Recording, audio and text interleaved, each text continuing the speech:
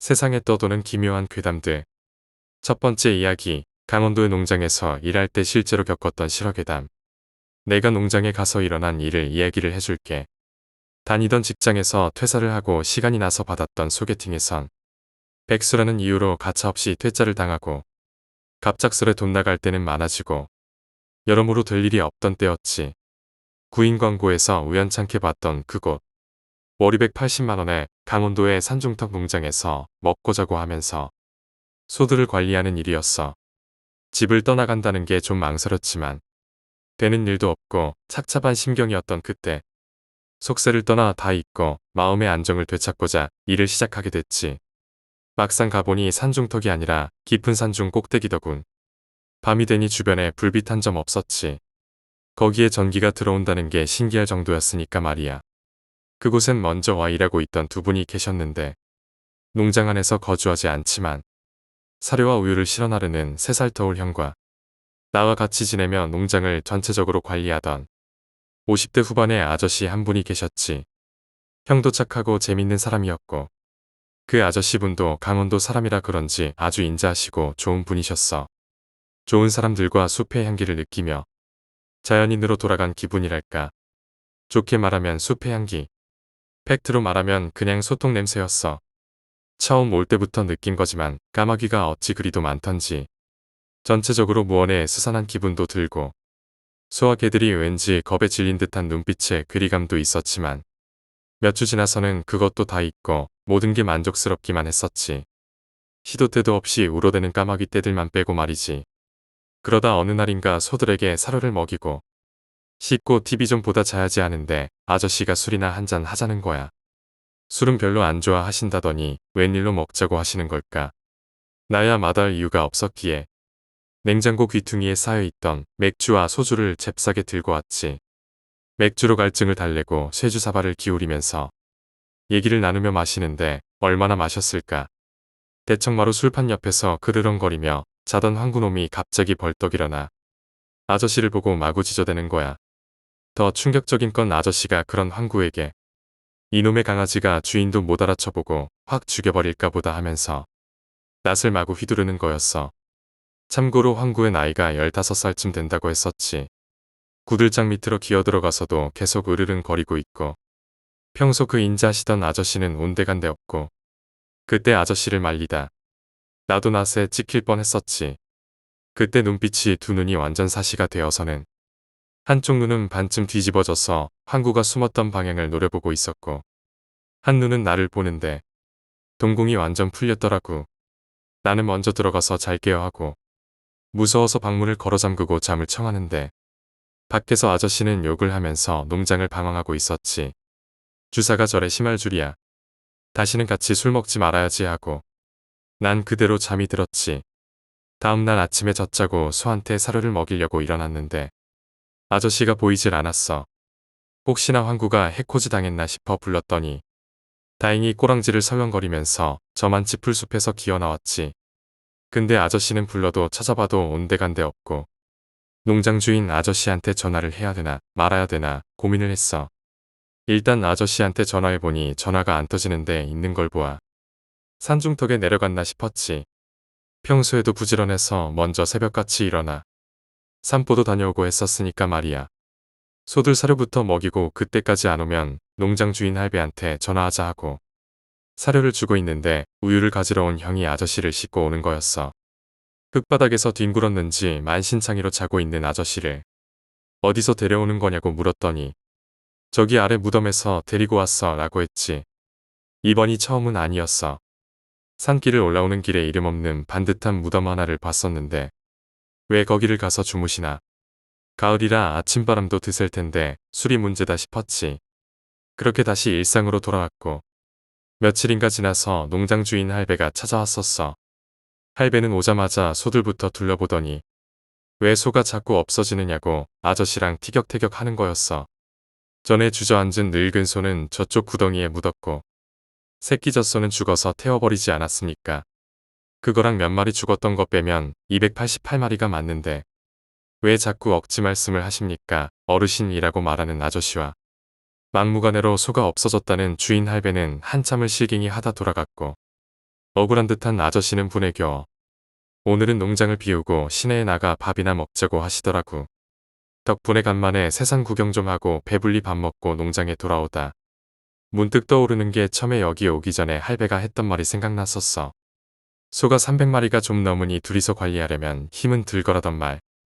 그래서 아저씨께 원래 소가 300마리 넘지 않았었나요? 그러고 보니 3구에 있던 마른 소들이 몇 마리 없어진 것 같기도 한데 라고 했더니 너는 온 지 얼마 안 된 놈이 아무것도 모르면서 참견하지 말아라고 다소 이질적인 말투로 말하는 아저씨를 보고서는 그때부터였을 거야. 뭔가 이상한 낌새를 느끼게 된 것이. 그 뒤로 며칠이 지나고 이번엔 아저씨 혼자 방 안에서 술을 들이마시더니 또 주사를 부리면서 농장 주변을 배회하더라고.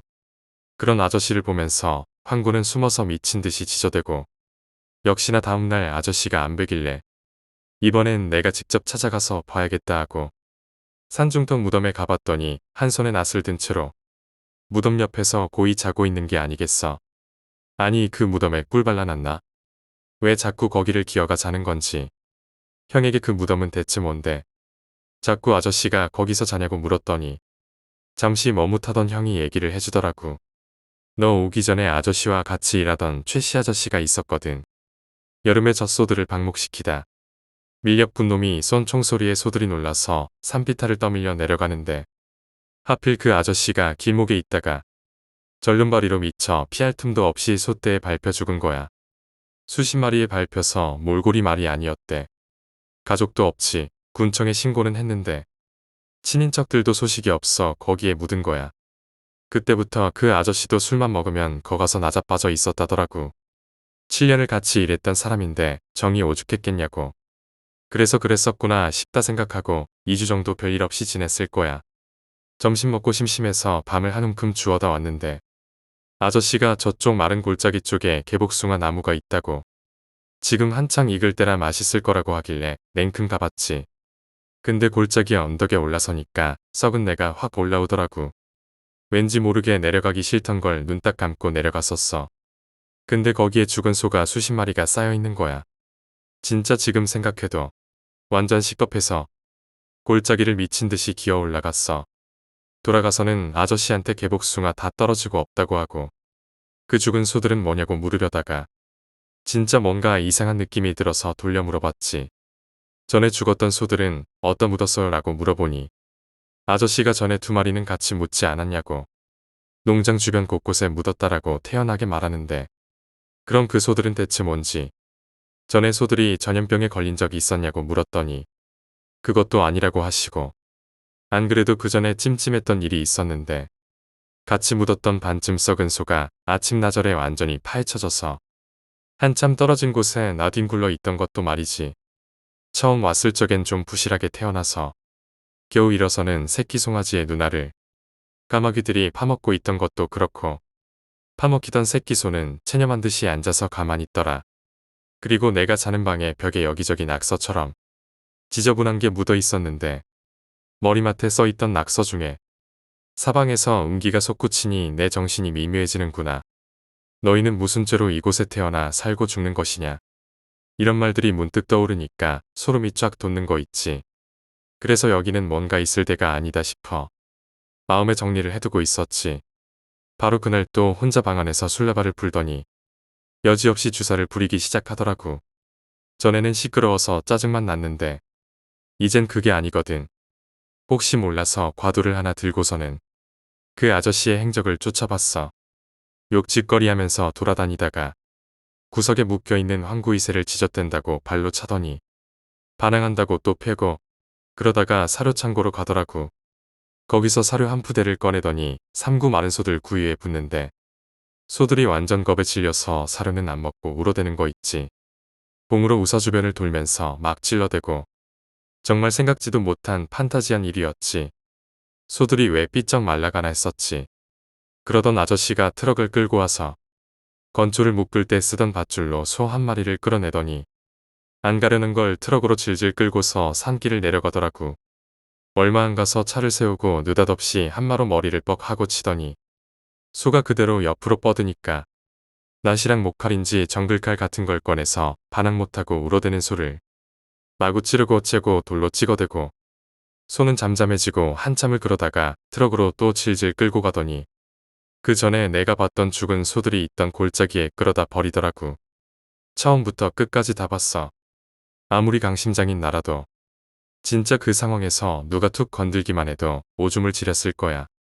그러던 아저씨가 돌아와서 다른 칸에 있던 소를 삼구에 채워넣고 차규실에 가서 태연히 샤워를 하고서는 농장집으로 내려와서 내 집 창문을 쓱 보더니 문고리를 한번 철컥하고 돌려보는데 완전 겁에 질려갖고 방 안에서 자는 척하고 있던 나는 진짜 그때의 그 공포란 이불 속에서 과도를 꼭 쥐고 덜덜 떨고 있었지. 창밖으로 보니 우사의 앞길을 통해 또 어딘가로 가길래 과도랑 짱돌까지 하나 챙겨서 다시 쫓아나섰지. 딱 보니까 그 무덤으로 가는 길이더라고. 우서 주변은 밤에도 밝지만 그곳을 벗어나면 완전 칠흑인데다 더는 무서워서 쫓아갈 엄두도 안 나서 방으로 되돌아와 문을 걸어 잠그고 뜬 눈으로 밤을 새웠어. 그리고 아침 일찍 짐을 전부 챙기고 트럭을 몰고 미친 듯이 산비탈을 내려오는데 역시나 그 무덤 앞에서 아저씨가 자고 있더라고. 아침 일찍이라도 어둑한 데다 간밤에 그 꼴을 생각하니 오금이 저려서 비포장길을 차가 뒤집힐 정도로 몰고 지나치려는데 차 라이트가 비추는 순간 그 아저씨가 벌떡 일어나더니 어디 가냐고 큰 소리를 치면서 쫓아오는 거야. 간밤에 문고리 덜컥할 때보다 그때가 더 무서웠어. 비포장 산길이라 뛰면 충분히 트럭을 따라잡을 텐데 밤새 뻘짓하다 다쳤는지 절룩거리며 못 따라오더라고. 백미러로 봤더니 쫓아오다 말고 가만히 서서 실실거리고 웃던 아저씨와 점점 멀어지며 그렇게 난 그곳을 떠났어. 그날부로 그곳을 떠나고 농장 주인이 월급을 350만원까지 준다고 더 해달라고 하던 거 말도 안 되는 핑계까지 들먹이고 20일 동안 일한 거 반만 받고 바로 그만뒀지. 그 아저씨도 같이 일하던 동료의 죽음을 충격으로 정신적 해리 현상이었을 거라 생각하고 있어. 아마도 그 아저씨는 소들을 몇 마리 더 못 죽이고 지금쯤 깜빵에서 콩밥 먹고 있지 않나 생각하고 있어. 아니면 정신병원에 있겠지. 두 번째 이야기, 꿈. 이 이야기는 막내 삼촌께서 겪으신 일이며 제가 초등학교에 다닐 때 어른들의 술자리에서 들은 이야기입니다. 저희 아버님께선 6남매의 장남으로 아래로 여동생 3분과 남동생 2분이 계십니다. 이 꿈은 그 6남매 중 가장 막내이신 삼촌께서 어느 날 주무시다 꾸게 된 꿈으로 비롯됩니다. 추석 때 아버님 형제분들이 모두 모여 술자리를 가지며 이런저런 이야기를 하는데 제가 초등학교 3학년 때 돌아가신 할아버지의 이야기로 자연스럽게 이야기가 흘러갔습니다. 그러던 중 원래 술을 좋아하시지만 큰형인 저희 아버님을 어려워해서 술을 자제하시던 막내 삼촌께서 연거푸 몇 잔을 뒤돌아 들이키시더니 저희 아버님께 이런 말씀을 하셨습니다. 형님, 제가 미쳤다고 생각하지 말고 이 이야기 한번 들어주실래요? 마침 분위기도 좋고 못 들어줄 이유도 없는 터라 아버지께서도 승낙을 하시고 전 그때부터 재밌는 이야기가 나올 것 같아 귀를 쫑긋 세우고 집중을 하기 시작했습니다. 여담이지만 제가 이런 직감을 한 이유는 우리 집안이 6대째 천주교 집안으로 미신을 믿지 않는 걸 자랑스럽게 생각하시는 아버님이셨지만 유독 막내 삼촌은 우리가 미신이라 부르는 무속인들을 많이 믿으시는 분이셨기에 그런 종류의 이야기일 것만 같아 기대를 하게 된 겁니다. 1992년 10월쯤의 일로 어느 날 집에서 주무시던 삼촌께서 이상한 꿈을 꾸게 됩니다. 꿈속에서 막내 삼촌은 돌아가신 할아버지의 산소를 찾아가셨습니다. 그런데 이상한 것이 할아버지의 관이 묘 밖으로 나와 있는 것이었습니다. 놀란 삼촌이 달려가 보니 파는 흔적도 없고 봉분이 그대로인 채로 할아버지의 관만 밖으로 나와 있는 것이었습니다. 어쩔 줄을 몰라 하던 삼촌이 저희 아버지께 연락을 하려고 하는 찰나에 관의 뚜껑이 열리고 할아버지께서 걸어 나오시더랍니다. 놀랐던 삼촌은 그 자리에서 얼어버리고 꿈속 할아버지께서는 그대로 걸어와 막내 삼촌의 목을 물어뜯어 버리셨다고 합니다. 너무 놀란 삼촌은 그 순간 꿈에서 깨셨답니다. 막내 삼촌으로선 이해가 가지 않는 것이 첫째이신 저희 아버님께는 엄하고 무서우셨지만 막내 삼촌께서는 할아버지를 가장 닮으셨던 데다가 귀여운 막내라는 이유로 무조건 사랑만 주시고 이뻐하셨던 할아버지인지라 상상조차 해본 적 없는 일이었습니다. 아무튼 막내 삼촌께서는 지독한 꿈이었지만 바쁜 생활 때문에 곧 그 일을 잠시 잊고 사시게 됩니다. 그 후 약 한 달 뒤에 큰 고모부님께서 교통사고로 돌아가시게 됩니다. 저희 아버님께는 친구이자 바로 손아래 매제로 항상 집안의 대소사를 함께하던 분이라 크게 충격을 받으셨고 삼촌들 또한 많은 고민을 큰 고모부와 나누며 친하게 지내온 터라 집안의 분위기가 크게 가라앉았습니다. 큰 고모님과 사촌형 그리고 누나들의 충격은 이루 말할 수 없었지요. 힘겹게 장사를 지내고 휴가를 낸 막내 삼촌은 문득 할아버지 꿈이 생각이 나더랍니다. 혹시나 하는 마음에 평소 믿어오던 무속인을 찾아가 보기로 하셨답니다. 가서 꿈 이야기를 하니까 그 무속인이 하는 말이 너 그 이야기를 누구한테 했어? 기억을 되짚어보니 생각나는 것이 하나 있더랍니다. 사실 그 꿈을 꾼 후에 무슨 안 좋은 일이 일어났거나 일어날 거란 생각에 막내 삼촌께서는 형제들 중 첫째이신 저희 아버님께 전화를 하셨지만 그때 시간이 새벽 3시를 넘는 시간이라 아버님과 어머님 모두 주무시고 계셔서 전화를 받지 않으셨다고 합니다. 그래서 두 번째로 아버님 바로 밑에 동생이신 큰 고모님 댁으로 전화를 드리자 큰 고모부님께서 전화를 받으셨다고 합니다.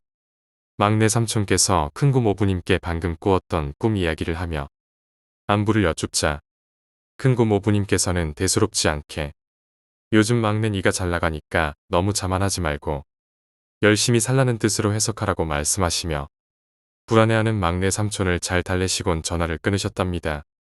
그때 한참 자동차 세일러로 잘 나가시던 막내 삼촌이셨기에 큰 고모부님의 말씀이 맞다고 생각하셨지만 너무 흉한 꿈이기에 여기저기 전화를 해보았지만 너무 늦은 시간인지라 전화를 받는 집이 없었습니다. 우리 큰 매형한테만 얘기한 것 같아요. 그러자 그 무속인이 대뜸 하는 말이 그놈이 대신 같구만. 그러곤 입을 다물고 다른 어떤 질문에도 대답하지 않고 나가라는 말만 반복했다고 합니다. 막내 삼촌은 꿈 이야기만 했을 뿐 큰 고모부에 대한 이야기는 일절 한 적이 없다고 합니다. 사는 지역도 멀고 친척 따위에 인맥이 전혀 없던 사이인지라 막내 삼촌의 큰 매형이 누구인지 알 리가 없는 상황이었습니다.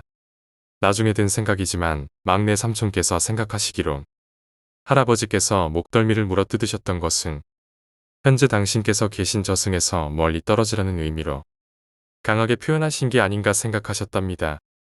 다시 오지 못할 정도로 충격적이게 말이죠. 어쨌든 그렇게 이야기를 끝낸 막내 삼촌을 보며 아버님께서는 웃으시며 그래서 너 지금 나 뒤지라는 얘기냐? 라고 하셨죠.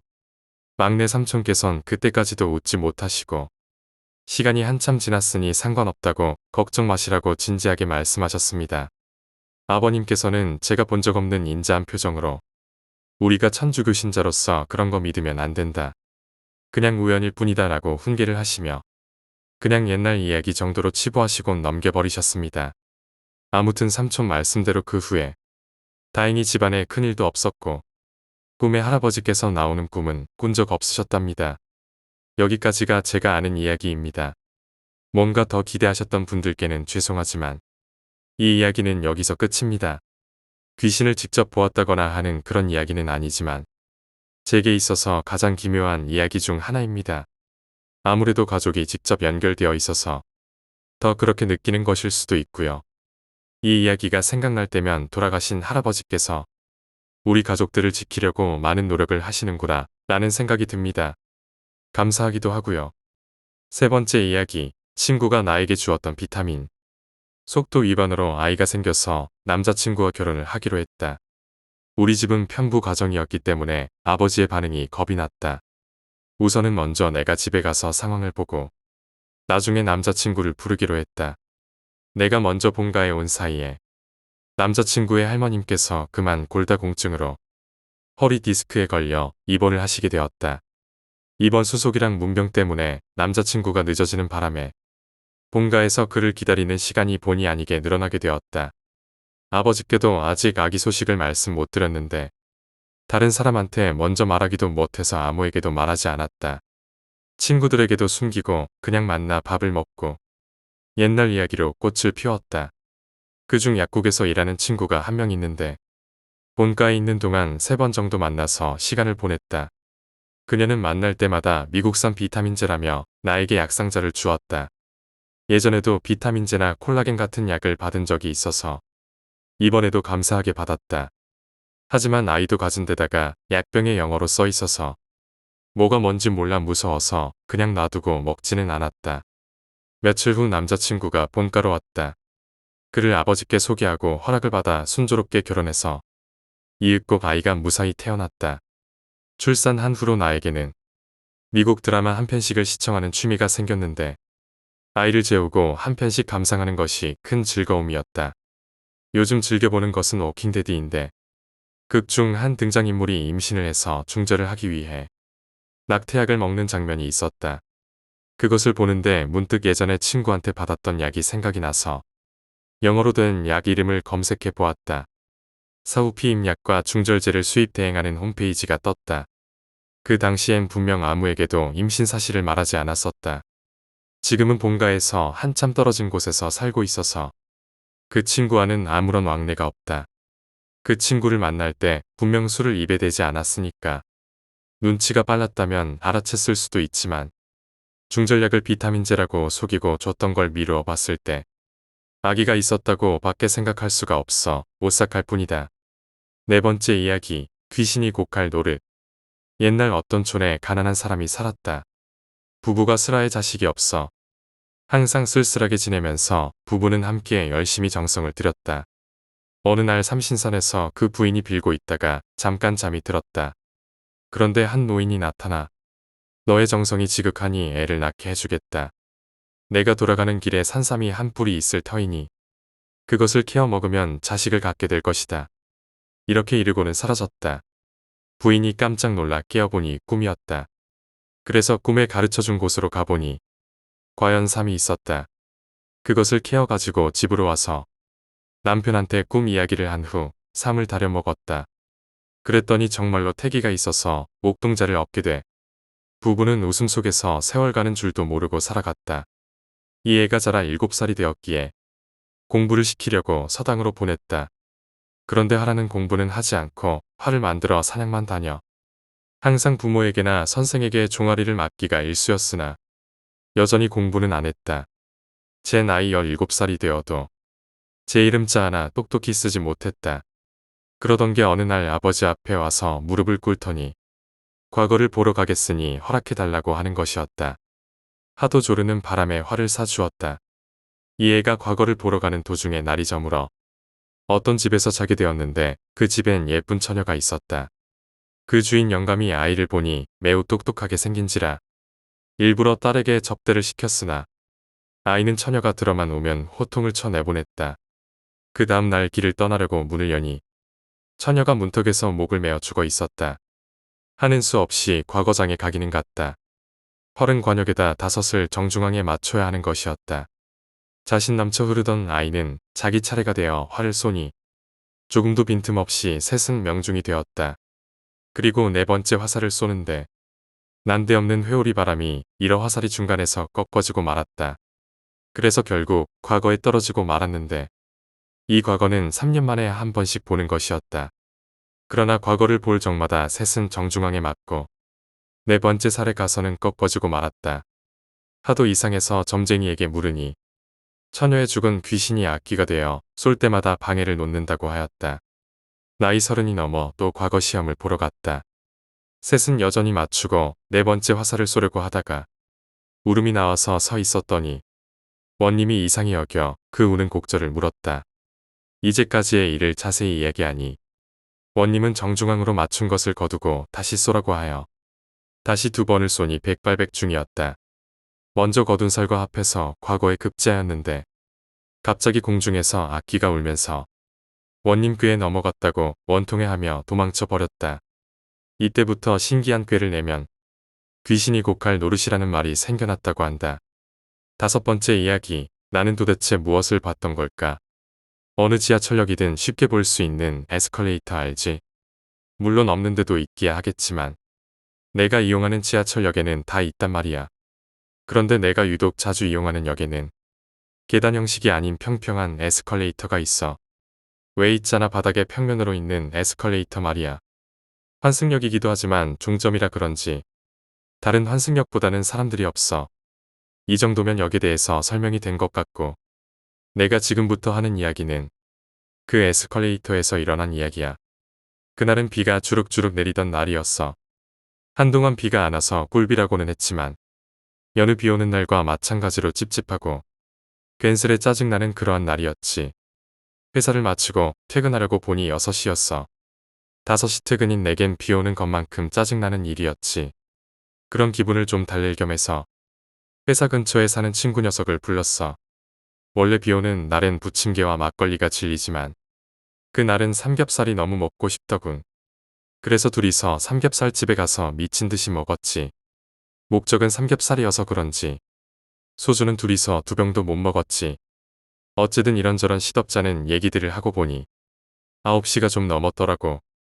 친구 녀석의 여자친구 소환 전화에 안절부절하며 빨리 자리에서 일어나기를 권하더라고. 얄밉긴 했지만 어쩌겠어. 다음 날이 주말도 아니었고 출근해야 하니 나도 이 정도 선에서 만족하기로 했지. 지하철을 타고 자리에 앉아 꾸벅꾸벅 졸면서 갔지. 눈을 뜨니깐 종점역에 문이 열리고 있더라고. 놀란 마음에 허겁지겁 자리에서 일어나 내렸는데 무언가 느낌이 이상한 거야.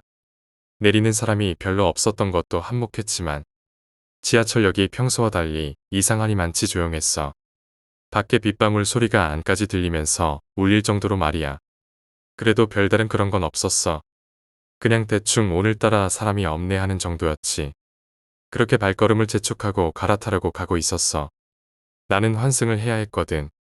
근데 아까 전만 해도 나랑 같이 내렸던 사람들이 있었는데 그 중에 환승하려는 사람들은 없는지 그 길을 나 혼자 걸었어. 그때부터 영 찝찝했어. 그건 그렇고 환승하러 가는 길에 앞서 말한 에스컬레이터가 있어. 빨리 집에 가자는 생각으로 에스컬레이터에 타는데 앞에 웬 여자가 한 명 서 있더라. 순간 다행히 나 혼자가 아니란 생각에 안도감이 들었어. 그 여자는 기다란 생머리에 연분홍색 치마 그리고 흰색 민소매 나시를 입고 있었어. 뒷모습을 보면서 괜히 앞모습을 상상하며 보고 있었지. 근데 이상하게 그 여자가 나랑 거리가 가까워지는 것 같은 기분이 드는 거야. 다리를 움직이거나 뒤로 걸어오는 제스처는 전혀 없었는데 나와의 거리가 가까워진다라. 있을 수 없는 일이잖아. 내가 앞으로 걷거나 여자가 뒤로 걷지 않는 이상 우리 사이가 좁혀질 수 없는데 말이야. 그러다 문득 깨달았지.